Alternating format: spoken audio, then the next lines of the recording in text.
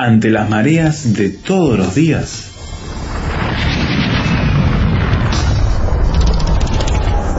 llegamos a tierra firme.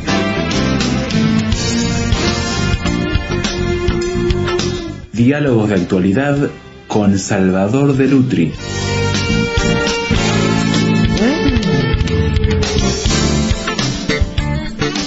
Una de las cosas fascinantes que realizamos de niños con mis hermanos fue tomar esos frascos de vidrio grandotes y poner dentro tierra y una cantidad de hormigas que nos dedicamos a cazar. Y las pusimos allí, a ver qué hacían. Y fue interesantísimo ver cómo la hormiga desarrollaba toda su ingeniería de túneles, de organización para llevar adelante su vida en ese frasco. Hoy queremos hablar de la hormiga. ¿Qué te parece, Salvador? Bueno, no sé si va a ser un programa exhaustivo, seguramente no va a ser. Tal vez sea un programa interesante hablar de la hormiga. Vos sabés que yo tengo mi hijo mayor, es veterinario. Así que conoce todo el mundo animal y es el que me ilustra en general sobre el mundo animal. Y recuerdo que una vez yo estaba trabajando mucho sobre el libro de los proverbios de Salomón y tropecé con el asunto de las hormigas. En el libro de los proverbios aparece la hormiga, ¿no? Sí. Entonces fui y le pregunté a él qué podía él aportar al tema ese que me preocupaba tanto, que era el tema de las hormigas. Y entonces él me llevó a la universidad donde él estudia y me mostró algunos libros que él consideraba importantes sobre la hormiga, a ver si me interesaba alguno. Y me interesó justamente porque estaba analizando un pasaje de Proverbios, uno de los proverbios salomónicos, que decía: la hormiga, pueblo no fuerte, y en el verano prepara su comida. Entonces me puse a analizar a ver qué eran las hormigas, y por qué decía pueblo no fuerte, claro, y sin embargo en verano prepara la comida, ¿no? Y es interesante porque en general en todos los jardines se combate a las hormigas. Sí, se las quiere, ¿no?, extirpar. Todos somos hormiguicidas, sí, ¿no? Es decir, matamos hormigas. La hormiga es un insecto universal. Es decir, ¿cuántas especies de hormigas hay? Los entomólogos, que son los que se dedican a esto, dicen que hay 6.000 especies de hormigas clasificadas, lo que quiere decir que 6.000 especies diferenciadas, pero que calculan que hay 12.000 especies de hormigas distintas. ¿Qué te parece? ¿No? Bueno, yo conozco 3 o 4 que son las que atacan en mi jardín, y veía a mi esposa, que es una excelente jardinera, la veía a mi esposa lidiar con las hormigas, porque le comían las plantas y ponerles veneno. Y a mí me asombraba porque decía, este animalito tan pequeño, tan combatido permanentemente, y que tiene tantas especies y se multiplica tanto, tiene un misterio, ¿no? La hormiga ha invadido toda la Tierra, porque menos en los polos y en los lugares de grandes alturas como el Himalaya o la cordillera de los Andes, todo el planeta la conoce. Es decir, donde uno va y habla de hormigas, la gente conoce la hormiga, ¿no? Es decir, es un insecto universal, universal, realmente universal. No solamente todo el planeta la conoce, sino que forma parte de los insectos sociales. Y esto es muy interesante, porque pocas veces hemos hablado de los insectos sociales, ¿no? Los insectos sociales son los que viven en comunidad, como las abejas, por ejemplo, pero que tienen una organización interna que hacen que trabajen en función a esa organización. Es interesante, por ejemplo, que algunos dicen que los insectos como la hormiga o como la abeja o como la langosta también, no habría que considerarlos individualmente, porque funcionan todos como si fuera un organismo. Es decir, todos forman un cuerpo, viven en comunidad, y por eso yo creo que esa es una de las causas por las que sobrevive. El centro de atención de la hormiga siempre es el hormiguero. Claro. Es el lugar, la referencia, lugar. Sí. Y algunas veces yo he recorrido algunas zonas boscosas, no te digo bosques, pero sí algunas zonas boscosas, y uno encuentra que por todos lados hay ramitas apiladas que cierran la boca del hormiguero. Y uno dice, ¿para qué estas ramitas apiladas aquí? Las usan para regular la temperatura interna, ¿no? En nuestro jardín, por ejemplo, hay montículos de tierra que sabemos que lo han puesto las hormigas. Son los desechos de los túneles y de las cámaras que tienen debajo de la tierra, ¿no? Que abrieron debajo de la tierra. Está lleno de galerías subterráneas, ¿no? Ellos han armado todas esas galerías y en esas galerías se han organizado. Hay una cámara para que la reina ponga sus huevos, ¿no es cierto? Ahí está. Cuando salen las larvas, las obreras las limpian, las obreras las alimentan, luego las larvas se envuelven en un capullo y las obreras van trasladando el capullo a diferentes lugares del nido para que conserven la temperatura y para que no se mueran de frío, ¿no? Es toda una organización la que hay allí, que cuando yo empecé a analizarla le tomé tanto respeto que ahora no permito que pongan veneno para hormigas en ningún lado, porque digo, es un insecto tan respetable, ¿no? Y yo lo miro como un lego, ¿no? Si estuviera acá Ariel, mi hijo veterinario, te explicaría muchas más cosas, ¿no? Ellos están buscando alimento y necesitan lo mismo que el ser humano para alimentarse. Necesitan grasa, necesitan proteínas, necesitan hidratos de carbono, que es lo que necesitamos también nosotros para crecer, ¿no? Y entonces, de pronto, detectan algún insecto muerto, una araña, un escarabajo. Lo detectan y dejan un rastro de olor.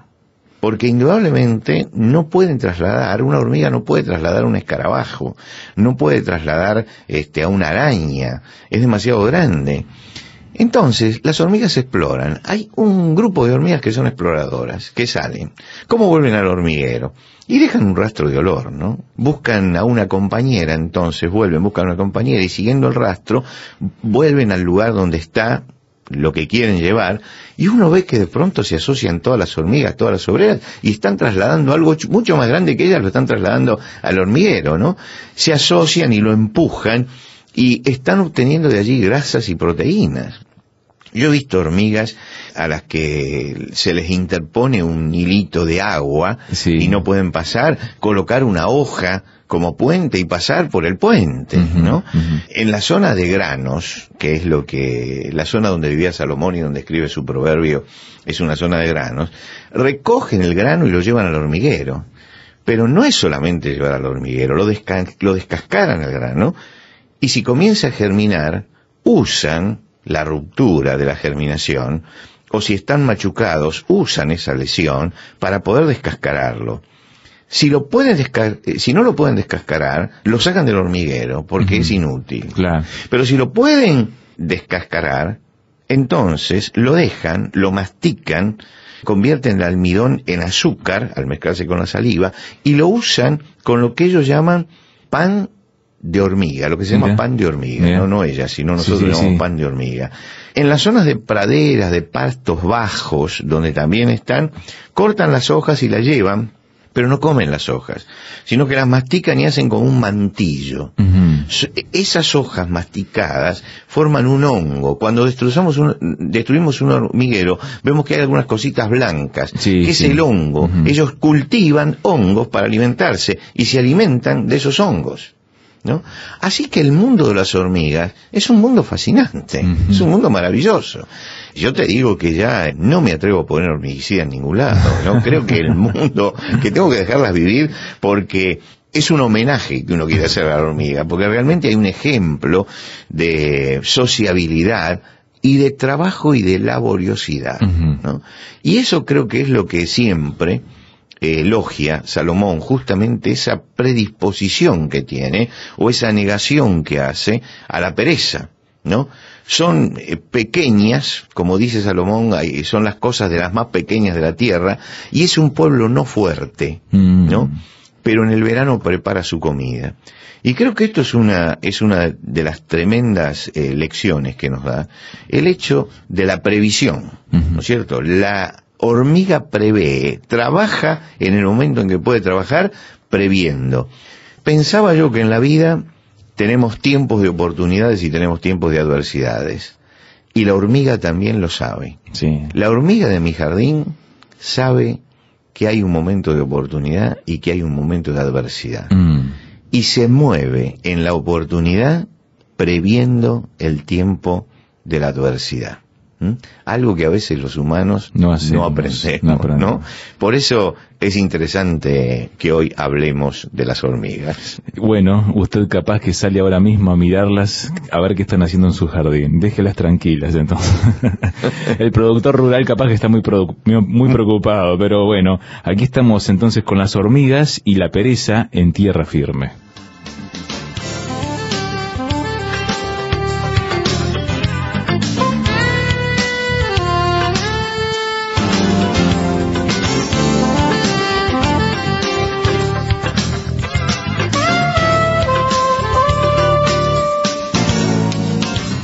Tierra Firme en Internet. Descubra nuestro sitio, materiales, datos, la transcripción de estos comentarios, frases sobre este tema que le ayudarán a desarrollar una posición con bases sólidas. Visítenos en www.tierrafirmertm.org www.tierrafirmertm.org. Tierra Firme es una producción de Radio Transmundial.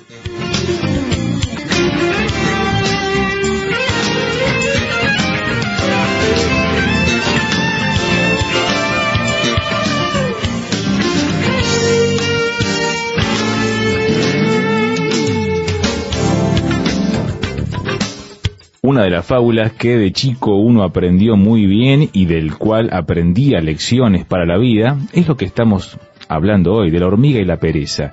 Y se ilustraba a Salvador con esa famosa fábula de la cigarra y la hormiga. La cigarra contenta, divertida, musical, burlándose de las hormigas durante todo el verano, y cuando llegaba el invierno, luego de ver a esas esforzadas obreras, tenía que ir a encontrar auxilio donde capaz que ya no había nada ni siquiera para comer. Qué ejemplo, ¿eh?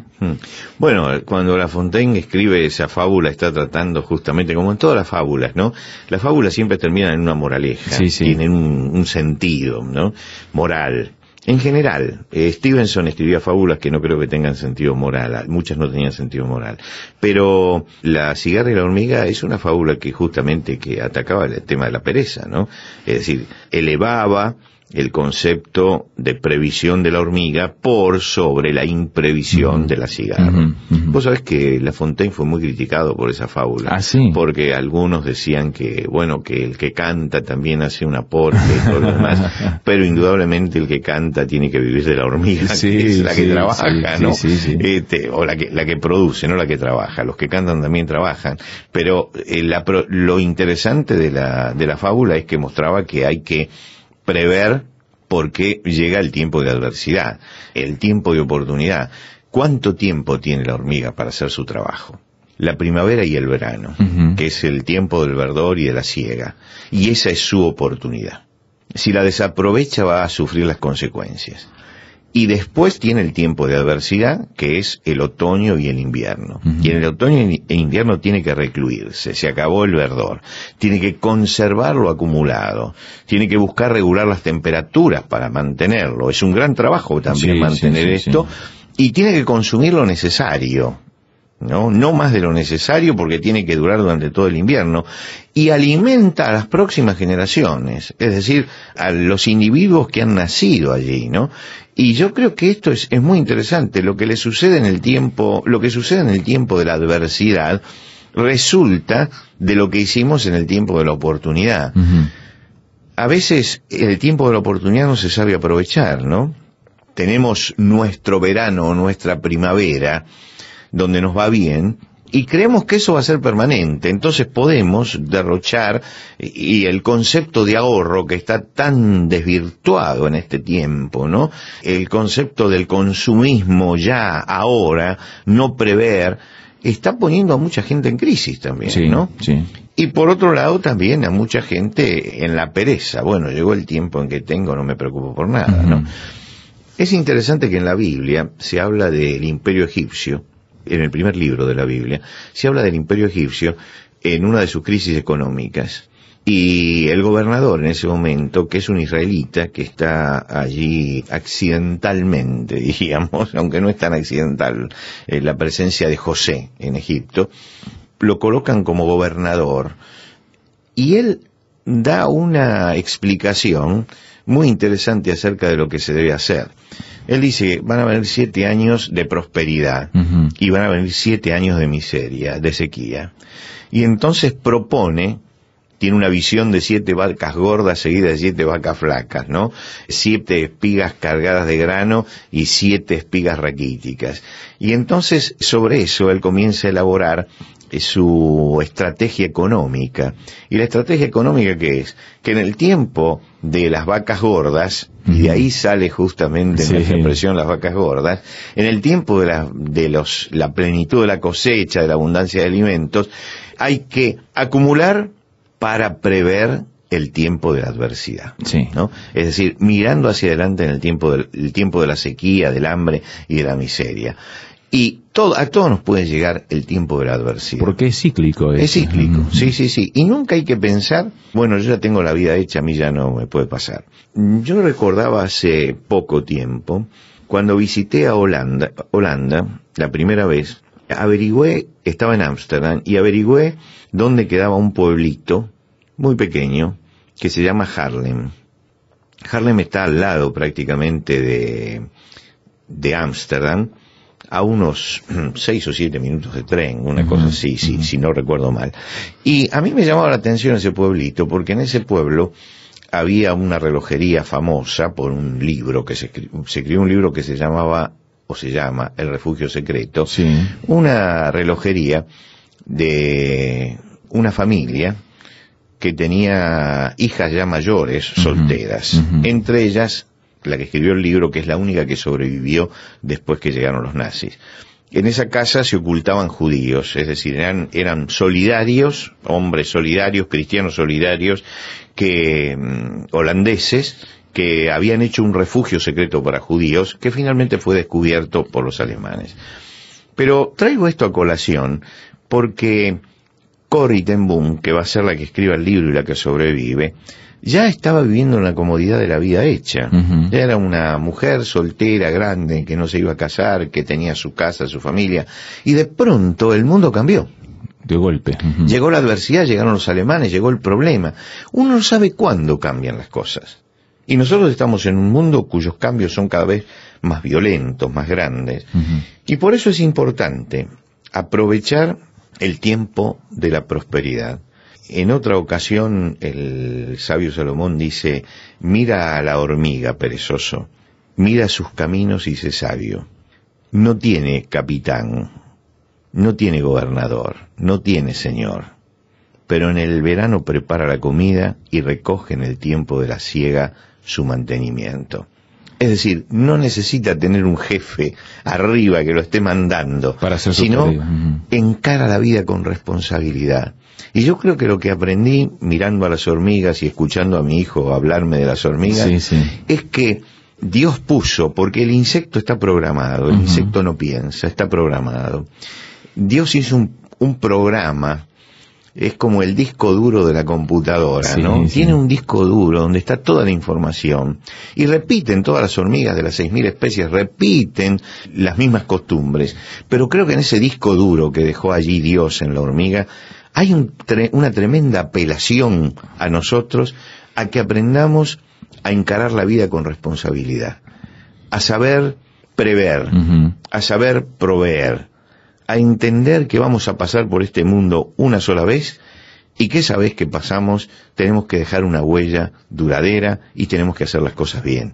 La hormiga enseña algo que el apóstol Pablo señalaba como redimir el tiempo, es decir, comprar el tiempo. Si hoy tengo el tiempo y tengo la oportunidad, tengo que aprovecharlo positivamente. Ese tiempo aprovechado positivamente es lo que después da resultados, ¿no? Ese tiempo aprovechado positivamente es lo que después nos permite desarrollarnos en la vida.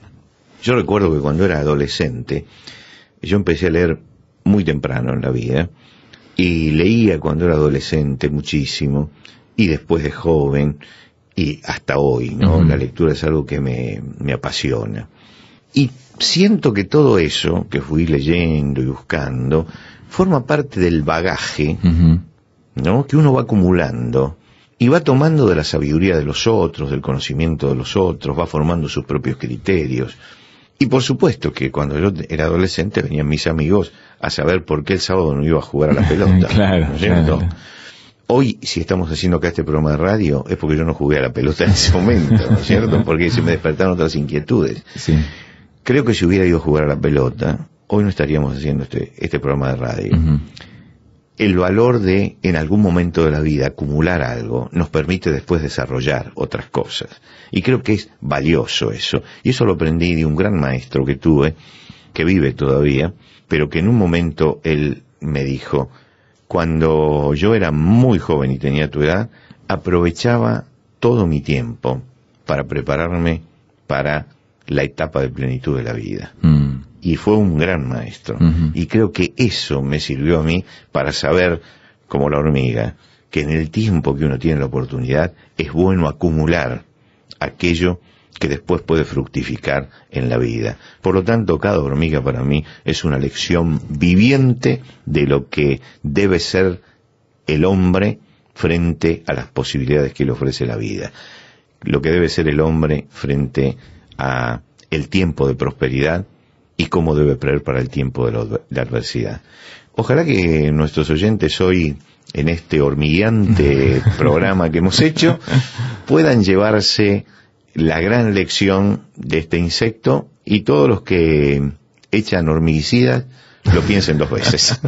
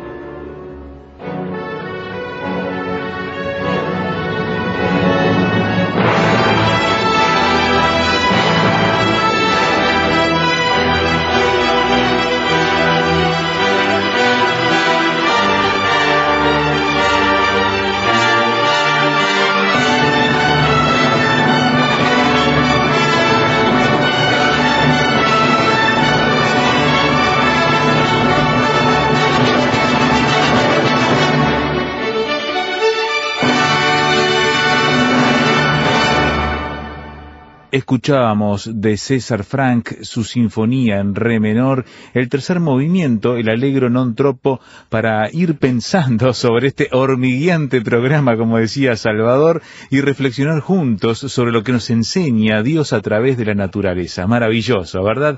¿Qué ha aprendido usted hoy? Coméntelo, cómo no, por SMS o WhatsApp a este número, agréguelo así en su celular, signo de más 598 91 610 610, audio o texto, una vez más, signo de más, 598 91 610 610. También encuéntrenos en internet, tierrafirme.rtm.org. Allí podrá escuchar el audio, descargarlo, opinar y compartirlo y acceder a toda la biblioteca digital de nuestro programa.